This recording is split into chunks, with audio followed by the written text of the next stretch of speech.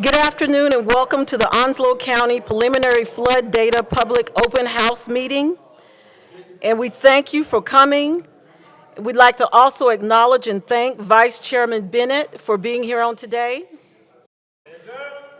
The purpose of this meeting is to provide information on the preliminary flood maps for Onslow County. Representatives from FEMA's National Flood Insurance Program, NFIP, the North Carolina Floodplain Mapping Program, Onslow County Tax Office, Onslow County GIS, and floodplain managers from each municipality within the county are present to provide one-on-one information. We'll have a short presentation from the North Carolina Floodplain Mapping Program, and we ask that all questions are held until after the session. After the presentation, you're encouraged to visit the stations to your right to get information about your property. And just a few housekeeping items. The restrooms are located across the hall, as well as in front of the lobby, in the front lobby. And we ask that you turn off all mobile devices to vibrate or silent, and please sign in at the rear if you've not done so already. And now we'll have a presentation from Randy Munt and Tyler Longberry of the North Carolina Floodplain Mapping Program. Thank you, Cynthia. Good afternoon, everybody. My name is Randy Munt, and I'm going to, I have a microphone here, and hopefully you can hear me here. Good. All right. You'll see up on the screen, we've got a little overview about what the North Carolina Floodplain Mapping Program has done with updating the coastal data. The last update to the model was from the 1980s model. The last time that your maps were updated was just taking newer terrain data and applying it to that older model, and that was back in 2007. So this is the first time that we have been able to share what the current flood risk is based on coastal processes and a lot of information that we've been able to benefit from that the folks in the 1980s did not have. So I'm just going to kind of go through this presentation. I want to emphasize again, really the purpose of this meeting is to allow you to have one-on-one interface with your local community floodplain administrators and staff to take a look at your specific site, your specific property, take a look at what the effective data shows, what your preliminary data shows, and that may raise some questions in your mind that hopefully the people that are in front of you can answer. If they can't, we have staff from the Floodplain Mapping Program, myself and Stacy Bobbitt, who's in the back of the room. Tyler Longberry is an engineer with the Floodplain Mapping Program. We also are benefiting from having a couple of folks from FEMA insurance specialists that will also be available if you have questions, because a lot of this information really gets into money, and the money primarily is in the form of insurance premiums. But if you would just bear with me, look up above along with me. The National Flood Insurance Program has three primary purposes. One is to make flood insurance available, also to identify floodplains and those areas at risk to flooding, and thirdly, to have a framework for making sure that there's safe development in those areas that are at risk to flooding. Communities that participate in it's a voluntary program have three basic tenets that they need to make sure in order to maintain good standing with the National Flood Insurance Program. They need to make sure that any buildings that are proposed in those flood-prone areas are elevated to the base flood elevation, also to protect all utility systems to that base flood elevation, and if they're in a riverine, in a river area, to try and make sure that there's no impediments to flow in an area called a floodway, because as you know, if you're in a river and you've seen a river flood, when the water gets up, it's really fast in the middle, and if there's anything blocking that flow, that water is going to go somewhere else and flood other properties. So we want to avoid those high velocity areas from having any structures or any impediments to flow so that the floodwaters can recede. The CRS is also a voluntary program of the Voluntary National Flood Insurance Program, and it rewards communities that take on higher standards than the National Flood Insurance Program's minimum standards. It is, again, primarily the purpose is to try and get communities to take on higher standards that they recognize that they have higher risks, and then rewarding those communities in the form of insurance premium reductions for those higher standards that they take on. The goals are to reduce flood losses, facilitate an accurate insurance rating, and to promote the awareness of flood insurance.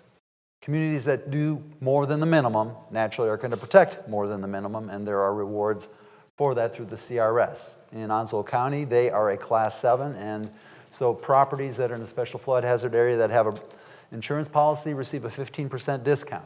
Same thing for the city of Jacksonville and North Topsail Beach, 15% discounts for those communities that are participating in that voluntary community rating system. So the process that we're at right now is a fairly lengthy process. We started working on updating the coastal modeling back in 2006. It's a lot of information, a lot of supercomputers, a lot of different models that have to work together. But at the end of the day, June 30th, we were able to share what this preliminary data looks like. And we have met with local community staff since that time to remind them this is new data, this is draft, this is subject to changes. If you have better data, we want to be able to see that. But the panels were issued June the 30th. There will be subsequently 2 published notices in the local press saying that base flood elevations are changing, special flood hazard areas are changing. The second of those 2 will start with a statutory 90-day review period. We expect that 90-day review period will probably start in early summer, middle of summer. It's subject to Federal Register publication, and we just found out yesterday that there is a 60-day freeze on any federal published notifications, so we're working through that. We think we got our paperwork in. But during this time, up to the end of that 90-day appeal period, if you have data that you want to share with us because you think that our data can be refined or you might have better data, share that with us in the form of an appeal or a comment. We will review that, and if it is valid that we need to make some changes to our data, we will reflect that. We will then, of course, because that's new data, we will have to share that back with the community so that they have another opportunity to see what's still draft data. But at the end of the day, FEMA's going to say, okay, 2 + 2 = 4, all of the data adds up, and they're going to say, we're going to make this data effective for insurance rating purposes, and then your communities will apply that information if you want to do development in those special flood hazard areas. Presently, looking forward, and I said it took us 10 years to get to this point, this is a lengthy federal due diligence process, and we're expecting that this probably won't go through to effective for another 2.5 years. Because we anticipate that there are communities, because in Onslow County there's substantial changes in the flood risk, and the city of Jacksonville has let us know that they're concerned, and they're getting a consultant to work on seeing if there's some ways that we can tweak the models and make things better, give a better answer, a more accurate answer. So that's going to be a lengthy review for us once we get that data. Again, long story short, probably 2.5 years before this data that you're seeing preliminary will become effective. So the process, again, we released this information June 30th. We met with local staff and officials on September the 27th in the room across the hall. Then we will have a public participation meeting here today, and then tonight near Sneed's Ferry from 6 to 8. Tomorrow we're also going to have a public meeting for the city of Jacksonville, and that will be from 4 to 6. And this again is the opportunity for the word to get out. Data's changing. What does that mean for your specific property? We're anticipating again that the 90-day appeal period will be between June, July, and subject to that freeze on federal notice. It may be longer, but if you have data that you want to share with us, if you have concerns, that needs to be routed through your local community floodplain administrator, and they're stationed around the room here, and they can share that with you, or you can share that with them, and they can then forward that on to us. You don't have to wait for that 90-day appeal period. In fact, the sooner you get it to us, the sooner we can review it. If we need to make changes, the sooner we can start making those model changes and then getting that back to you. But that's kind of what the process looks like. An appeal is something that is technical and based on scientific methods. So you say the base flood elevations are too high, the special flood hazard area shouldn't be this wide. We need scientific and technical data to support that, and generally that's going to be in the form of either a professional land surveyor with surveyed ground data, or it may be actually a professional engineer that will do a model similar to what we had to do in order to generate this data. Comments are less substantial. Those are really if you're looking at maybe, and we want our maps to be usable. We want people to be able to look at these and say, okay, I know where I'm at. Maybe we have a road name wrong. Maybe there's been a change in the corporate limits. Any of that information we want to share just to make the maps more usable. Either one of those can be shared through your community floodplain administrator and then sent to us so that we can make sure the maps are accurate and dependable. I'm going to hand this off now to Tyler Longberry, who will walk you through more specifics of what's going on with Onslow County.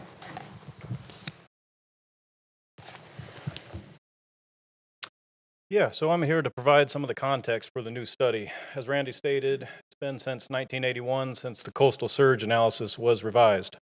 There's been significant advances in coastal surge modeling methods. There's also been several significant storm surge events or hurricanes that have happened to the North Carolina coast since 1980. And there's also been changes to FEMA's coastal mapping guidelines. Here's a graphic of 22 hurricanes that have occurred since 1980. Up until 2006, the storm surge model began in 2007, so it's been a long process getting to here. The storm surge is just the foundation of the coastal analysis. There are three other components. There's the waves and wave setup. Wave setup is waves coming on shore faster than they can recede. And then there's also wave run-up. Wave run-up's when a wave encounters a primary frontal dune, a dune or a abutment, and the wave washes up further. The elements of the coastal flood risk analysis and mapping process. First step is to define the base topography, and this includes offshore bathymetry, or the elevations under the surface of the ocean and in the sounds. And then we evaluate the water levels to get the storm surge, define cross-shore transects. This includes taking on-ground survey and identifying the primary frontal dune on the coast. This is the first dune that's most oceanward. And evaluate storm-induced erosion on this dune. And look at wave hazard modeling and how waves propagate inland. All of this data is rolled up into the flood insurance study and the flood insurance rate maps. So taking a look at the storm surge model, looking at 24 historical storms since 1940, using those significant storms to determine the typical tracks, wind speeds, and pressures, to develop 675 historically tropical derived tracks for the storm surge model. In addition, 22 extratropical storms were also included or analyzed, and these are also known as nor'easters. Here's a statewide look at the coastal analysis efforts. All the red lines on the screen are coastal transects. The yellow counties are counties in which waves were not previously analyzed on the sound side, but now they are closer looked at. Onslow County previously had wave analysis. We've just added a handful of transects to increase the accuracy. Here's a graphic from FEMA showing the different coastal flood zones and what they mean. The VE zone, also known as the coastal high hazard area, is where waves are greater than 3 feet. There's the coastal AE zone, which is a new definition defined by this limit of moderate wave action. Previously, AE zones, or still, they are just between waves of 3 on down to 0 feet. But FEMA in 2013 identified waves of 3 to 1.5 feet as still having destructive forces. So now on the maps you'll see a limo line defining anything oceanward of that will have a wave of 3 to 1.5 feet. And beyond that is the shaded X or X zone, and that's beyond the limit of the special flood hazard area. In addition to the approximately 100 miles of coastline analyzed in Onslow County, if you see the blue lines, riverine studies were also updated. This is in the Jacksonville area and onward up into the northern part of the county near Richlands. As Randy mentioned, Onslow does experience some significant BFE changes, particularly along the New River area on up into Jacksonville. This is where there's a pretty big difference between the effective model storm surge and the new model storm surge. And at the coast, these differences are seen lesser. Statewide surge values, the greens being a little bit less and the reds being a little bit more. We expect the southern counties to experience stronger hurricanes, just historically speaking. So why the changes in BFEs inland? And it comes from the longer record of hurricanes that we have on fact since 1980, and also the higher resolution. The resolution of the old storm surge grid was 1 nautical mile. And that's a relatively large area considering the new the new storm surge can pick up areas of 10 meters, and it picks up the topographic constrictions much better. And there's also added coastal riverine combined probability, and these are areas where rivers flow into the coastal sound areas to model those. And yeah, just the higher resolution of the topo data. It's LiDAR and survey versus the USGS quad sheets, so there's significant increases in accuracy there. Randy will talk about the impacts to new structures.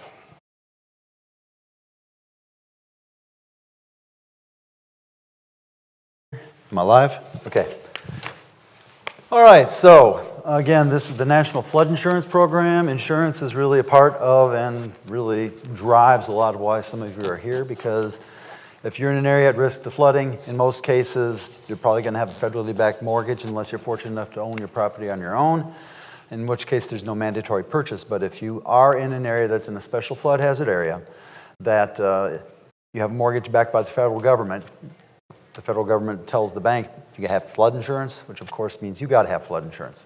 So insurance is really a lot of what is going on with these map changes and the impacts to those. Insurance, just like any other type of insurance, is based on risk. The higher your risk, the higher your premium. What we're trying to show here, the Zone X is the area outside of the regulatory special flood hazard area, outside of the 100-year flood zone. Lower risk, we're looking at a estimated insurance premiums for a structure that's $100,000 worth of building coverage and $25,000 worth of contents coverage. In a lower risk zone, we're looking at about a $1,400 a year premium. Once you move into the regulatory higher risk flood zone area, a higher risk, a higher premium, $1,600. And then along the coast where you have those 3-foot or higher breaking waves, much higher risk because you don't only have water, you also have wind and wave action exerting forces on your foundation. So that's a higher premium. That's really what we're trying to show. The insurance program is based on risk, and these are maps that identify those risk zones.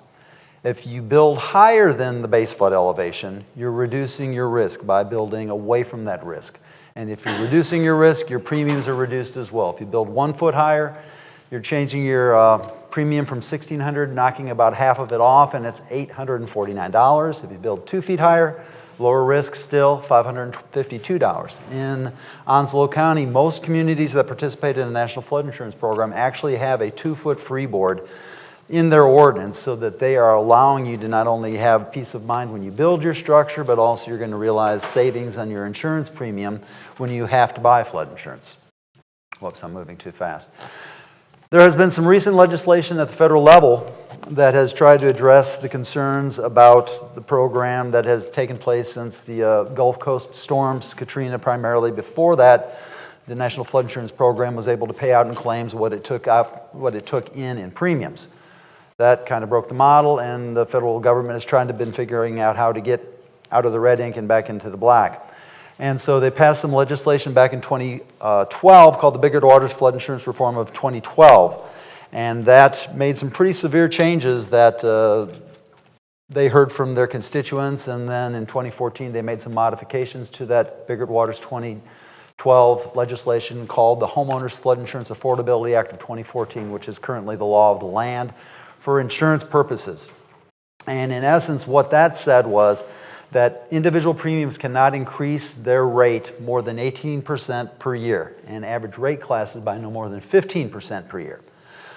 They also instituted an annual surcharge of $25 per policy and $250 for any non-residential policy and any secondary home policy. They also increased their deductibles from $5,000 to $8,000. But they really took a look at what was really causing most of the hemorrhaging of the program, which was pre-firm structures, and pre-firm means pre-flood insurance rate map structures, older structures that were built without the knowledge of what the flood risk is in those areas. And understandably, if you don't know what your flood risk is, sometimes you're going to be building where it's not safe. But if you're in the National Flood Insurance Program and you have built there, we want you to be able to get flood insurance. Of course, those are areas that are at risk of flooding. They get claimed, they rebuild, they're at risk of flooding, they make a claim, they get paid, to the point where you could probably bought that house out 1 or 2 times over after the repetitive claims that go to those properties. So the federal government, with this legislation, tried to say, okay, we're going to start putting limits on how many times you can claim. It's not like a car insurance policy where if you've had 1 or 2 claims, they drop you. National Flood Insurance Program, as long as you pay your premium, you're going to be able to get insurance. But what they changed with the Biggert-Waters Flood Insurance Reform Act of 2014 was pre-firm, non-primary residences, and that means vacation homes, secondary residences, rental properties. They're going to be seeing 25% per year annually increases in their rate for pre-firm, old houses, non-primary residential structures. And that's also the case for pre-firm business properties as well. So that's a big change, and that's a big impact here in Onslow County. They also, I had mentioned, added the $25 surcharge for primary residential structures and $250 surcharge annually for all other policies. It's important to point out, and I really should emphasize this every time I open my mouth, that if you have an insurance policy right now and the maps are showing a higher risk, if you maintain that policy, even though it shows a higher risk, your premium will stay at the rate that it was rated. So if you see that right now you're in an AE, we'll say 12, and the new maps show a higher risk and it goes AE 14, your premium, as long as you don't let it lapse, your policy, as long as you don't let it lapse, will maintain that premium rating. So that's really important. That's called grandfathering. But if you're in an area right now that's not in a special flood hazard area, but is shown to be coming into a special flood hazard area, as I said kind of at the very beginning, federal government says if you're in a special flood hazard area and you're in a mortgage backed by the federal government, you're going to have flood insurance. There's something called a preferred risk policy, and the gentlemen in the back that are with FEMA's insurance program can speak more specifically to that if you have questions about that, because there's a lot of people in Onslow County that are not in a special flood hazard area right now, but will be shown to be coming in. And in 2.5 years, between now and then, those are the properties that want to get a preferred risk policy. They want to get insurance before these maps become effective, and that way they can get that preferred risk, that lowest rated policy, and that then those rates won't increase by more than 18% per year. But again, if you're in and you're seeing a higher rate, if you're in and you're showing a higher risk, maintaining your policy maintains your rate. And I mentioned grandfathering, and that's pretty much what I just said. Okay, so now, fortunately, back in the 1980s, we didn't have cell phones. We didn't have the computers. We don't have the smartphones that we can go ahead and take a look 24/7 and find out what the data shows. We now have on our website, and that's the North Carolina Flood Risk Information System, and that's the address up there. You can go 24/7. You don't have to come to your floodplain administrator. You don't have to come down to town hall. You can go online and take a look at what your flood risk is, and that's what it looks like if you type in, if you just Google in NCFRIS. And you can just point and click and see where the base flood elevation is, where the special flood hazard area is. I will caution or warn you that our addressing tool is state low bid, and that means that it's going to get you in the vicinity, but it isn't going to put you right necessarily on the roof of your building. But the data for the point and click is geospatially aware. It isn't dependent on the address. The address is just to get you in the vicinity. So if you point and click, that geospatially aware will know what the base flood elevation is wherever you put that cursor. So I've got that doesn't show up. Okay, but this is what you're going to see. So you're able to see what the flood zone is, what the base flood elevation is, what community you're in that has jurisdiction for your property. You can see both the effective data as well as the preliminary data. You can see what is our zone right now, what is our base flood elevation right now, and then you can compare that with what is preliminary. If you type and I'll actually move forward a little bit. In the upper right-hand corner of that screen capture, it says preliminary. You can either click on preliminary or you can click on effective, and that will allow you to see, such as I'm showing up here. On the left-hand side, it's pretty sharp. You see this blue image, you see the imagery, and on the right, it's kind of masked out. That right panel is effective, and that hasn't been updated. Everything that you see, good information, if you're in the preliminary tab, will be what is being updated. The best way for you to get a broad picture look at what is changing, how are things being different, is to select from the layer legend In the upper left-hand corner, you'll see it says FRIS in the black, and then it says map theme, and then you have magnifying glass to do your search. Then you have the question mark, and next to that is what looks like a 3-layer building or a 3-layer cake. You select that, and then you can select the Changes Since Last Firm tab, which is fourth from the bottom. And the Changes Since Last Firm will do wherever you're looking at. If it's green area that shows up, that means that's an area that is shown to be having a reduced special flood hazard area. And if you're seeing areas that are red, and you'll see a lot of them in Onslow County, that's an area where we're seeing the special flood hazard area of a larger extent than what the effective shows. Okay, so that's a really quick way to take a look at what the differences are. And that kind of shows you here for downtown Jacksonville. Those areas in green, that's an area where we're seeing a reduction in the special flood hazard area. The areas in red, actually it looks pink because of the aerial imagery below it. That's an area where the special flood hazard area is getting larger than what we show right now. Tyler mentioned the limit of moderate wave action after the Gulf Coast storms, and the building sciences and the claims showed that there were a lot of areas that were not in that 3-foot breaking wave area, but they had a 1.5-foot breaking wave. FEMA said, we want to identify where that 1.5-foot breaking wave is. There's no regulatory standards for building in there, but you should be aware that that's an area where foundation damage can occur, and you might want to consider a higher level of building standards, such as the V zones, where you put your structure on a foundation of pilings or piers or columns. We identify that. This is just a screen capture to show you again that you can export maps from this based on your extent that you're viewing. It's the third tab down, and you have flood information, then you have the flood insurance reports, and then you can export your maps for what you're looking at. You can determine what the base flood elevation is with a point and a click. In this case here, we've just got, and I'm afraid that that doesn't work, but you see the little yellow push pin. For that little yellow push pin, we're able to identify that base flood elevation is 11 feet, and it's in a AE zone.